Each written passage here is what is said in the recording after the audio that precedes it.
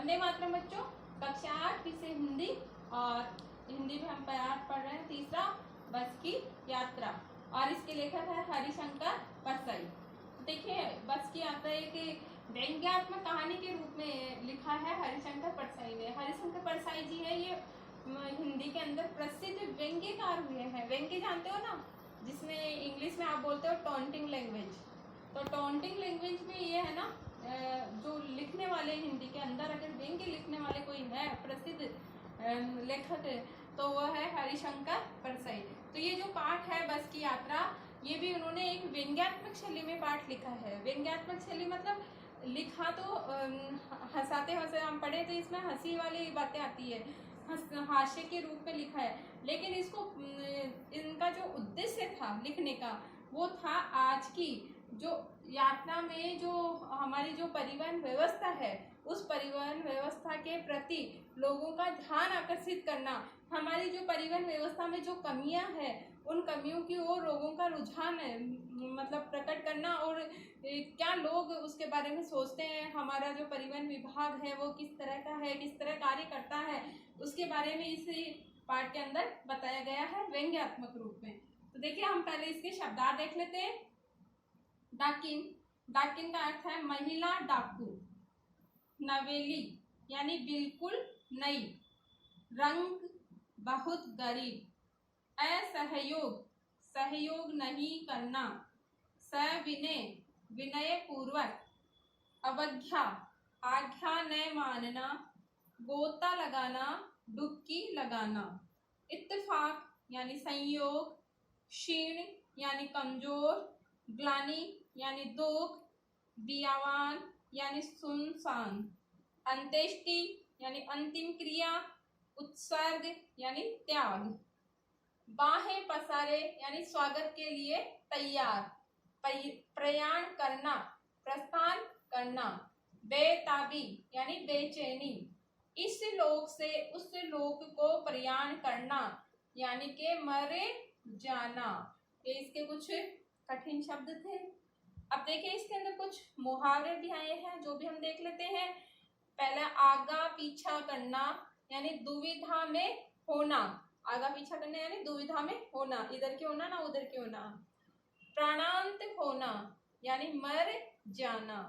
जान हथेली पर रखना यानी जिंदगी दांव पर लगाना। तो ये थे इसके अंदर आए हुए मुहावरे।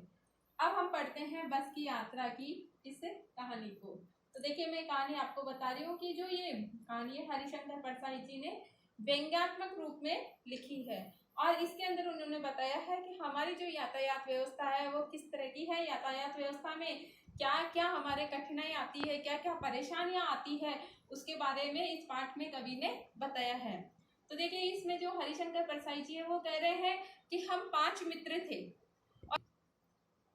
तो परसाई जी कह रहे थे कि हम 5 मित्र थे और पांचों हम पन्ना से जबलपुर जाना चाह रहे थे। अब देखिए, पन्ना से जबलपुर जाने के लिए उस समय उनको सतना जाकर ट्रेन पकड़नी होती थी, और रात का शाम का समय हो गया था, और रात रात में उनको जबलपुर पहुंचना था। तो उन्होंने क्या किया, वहां पर कहते हैं कि पन्ना में एक बस आती है शाम को 4 बजे, जो उनको सतना पहुंचा देगी, और सतना के लिए जो ट्रेन, जबलपुर के लिए जो ट्रेन जाती है सतना से, वो उनको पकड़वा देगी। तो परसाई जी ने सोचा ठीक है भाई, इसी बस में हम चलते हैं। तो उन्होंने मन बनाया। तो गांव वालों ने कहा नहीं भाई नहीं, इस बस में तो बैठना ही मत, क्योंकि ये बस सही नहीं है। तो उन्होंने कहा कि क्या इस बस में क्या डाकू मिलते हैं, चोर मिल जाते हैं रास्ते में। तो उन्होंने कहा नहीं नहीं, बस खुद ही डाकिन है। डाकिन यानी महिला डाकू, महिला डाकू की तरह ये खुद ही लूट लेती है। अब लोगों ने ये सोचा कि भाई शायद ये मान जाएंगे, लेकिन उन्होंने देखा कि जिस कंपनी की वो बस थी, उसी कंपनी का एक कर्मचारी वहां पर उस बस का इंतजार कर रहा था। उस कर्मचारी ने कहा कि नहीं कोई दिक्कत नहीं होगी, आप चलिए, अभी बस आने वाली है 4 बजे, और बस आते ही थोड़ी देर में रवाना हो जाएगी जैसे ही यात्री बैठेंगे, और मैं भी इसी बस में जाऊंगा। बोले आप भी जाएंगे? बोले हाँ।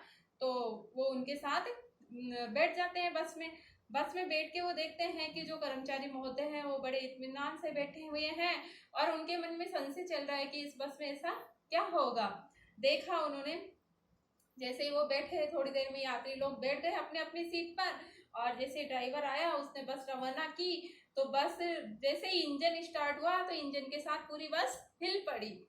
बस को देखते ही वो हालत उसकी देखी उन्होंने, तो उन्होंने देखा भाई ठीक है बस रवाना तो हो गई। तो बस थोड़ा सा आगे बढ़ी तो इंजन के साथ साथ अब उसकी वो सीटें भी हिल रही थी, और सीट इस तरह हिल रही थी जितना तेजी से इंजन हिल रहा था। तो लेखक कह रहे हैं कि हमें उस समय ऐसा लग रहा था कि हम बस में नहीं बैठे हैं, हम खुद ही इंजन के ऊपर ही बैठे हैं, इंजन के अंदर ही बैठे हैं, और वो इंजन ही हमें लेके जा रहा है। कहते थोड़ा दूर आगे गए, उन्होंने देखा कि खिड़कियों की तरफ नजर डाली तो खिड़कियों के अधिकतर कांच टूटे हुए थे उस बस के, और अधिकतर खिड़कियां भी टूटी हुई थी। लेकिन उन खिड़कियों से उन्होंने बाहर देखा कि बाहर का नज़ारा बड़ा ही अच्छा लग रहा था, पेड़ पौधे थे।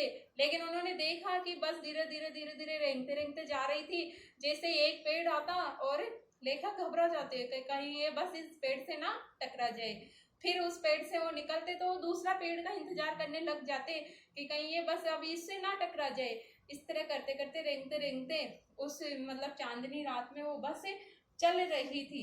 तो लेखक कहते हैं कि वो बस ऐसे लग रहा था जैसे गांधी जी के असहयोग और सविनय अवज्ञा आंदोलन के समय में ये बस जवान रही होगी। अर्थात इस मतलब वाक्य का अर्थ है कि असहयोग और सविनय अवज्ञा आंदोलन के समय वो बस जरूर गांधी जी के समय रही होगी, और उस समय की ये बस है इसलिए ये इतनी पुरानी बस हो गई है।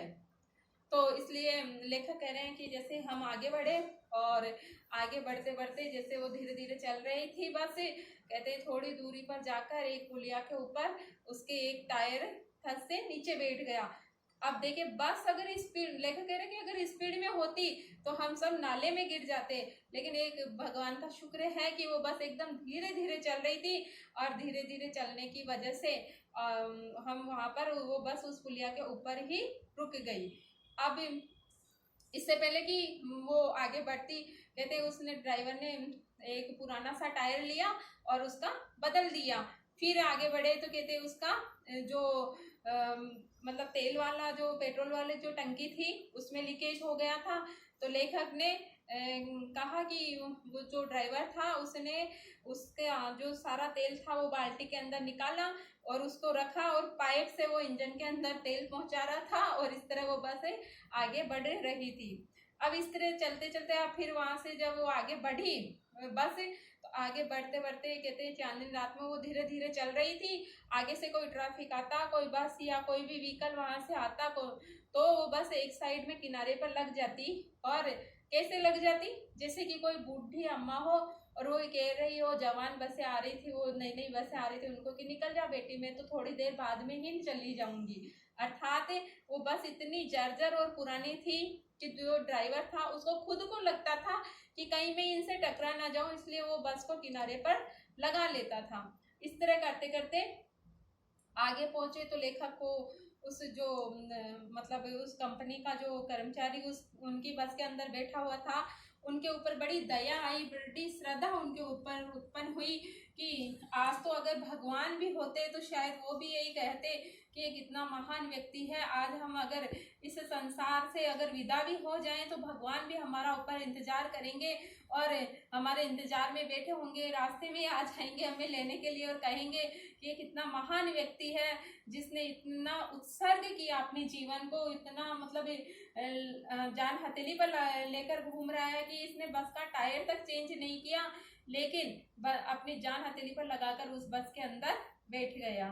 तो इसलिए लेखक कह रहा है कि हमारी जो परिवहन व्यवस्था है वो इसी तरह की है। आगे लेखक कहते हैं कि मुझे नहीं लग रहा था कि हम अब सतना पहुंच जाएंगे सुबह तक भी और हमें जबलपुर की ट्रेन मिल जाएगी। मुझे ऐसे लग रहा था कि जैसे पूरी जिंदगी ही अब इस बस के अंदर ही गुजारनी पड़ेगी और हम इसी तरह चलते चलते एक दिन ऊपर परलोक में पहुंच जाएंगे। परलोक की इस लोक से उस लोक को प्रयाण कर जाएंगे, अर्थात हम मर जाएंगे, इसी बस में हमारा जीवन का अंत हो जाएगा। तो हमारी जो परिवहन व्यवस्था है उसी का हमारे सामने उजागर करने का परसाई जी का मूल उद्देश्य है, इसलिए ये पाठ उन्होंने व्यंग्यात्मक शैली में हमारे सामने प्रस्तुत किया है।